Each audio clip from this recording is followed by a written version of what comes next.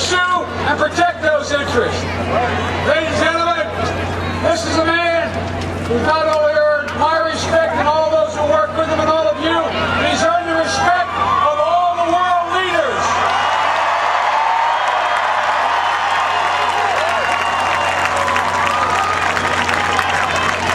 Ladies and gentlemen, the Commander-in-Chief not only knows how to lead America, but this Commander-in-Chief is leading the world.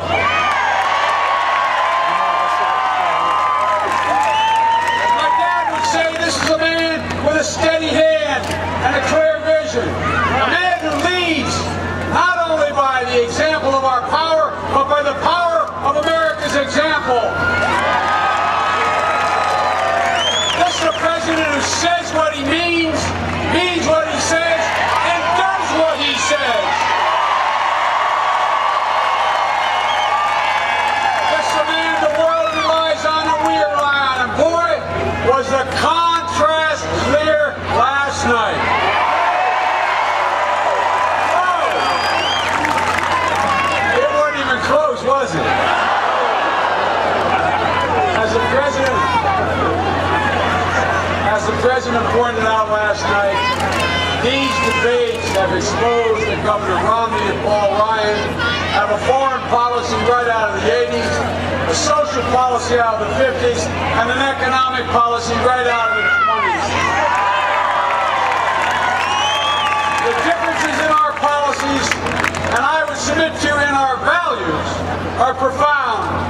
And the American people, after 4 debates, know it. Ladies and gentlemen, that's why last night you saw Governor Romney rushing to agree with the President on Iraq, Afghanistan, Syria.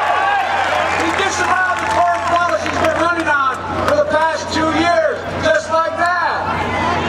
Even, this one amazed me. This one amazed me. He even tried to rewrite the history of his position on rescuing the automobile industry.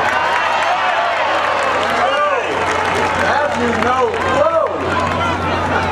If I only knew he was ready to help back then. If I only knew. Look, half the time I didn't know whether Governor Romney was there to debate Barack Obama or endorse Barack Obama.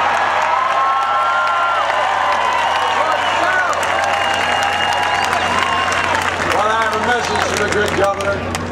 Governor, you can't run from the truth. You can't run from your record. You can't run from your policies. Right. Look at his policies. Opposition to nuclear arms control agreements.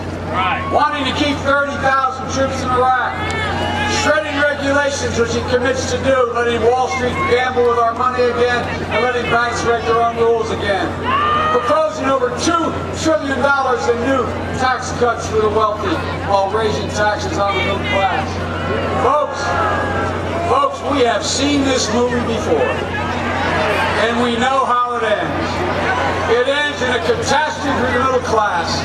It ends in the Great Recession of 2008, and the American people are not prepared to go back.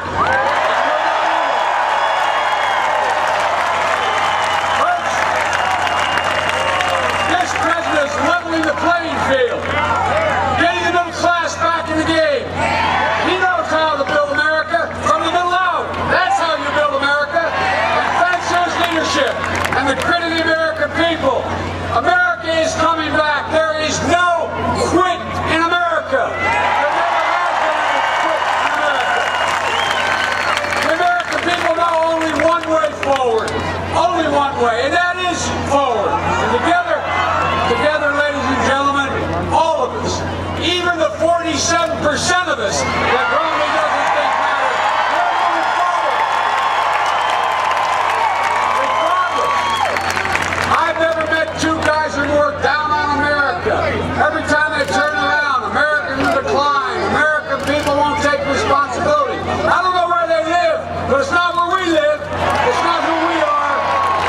And ladies and gentlemen, regardless of what our opponents say, what they try to paint, America is not in decline. Americans are not dependent people. We are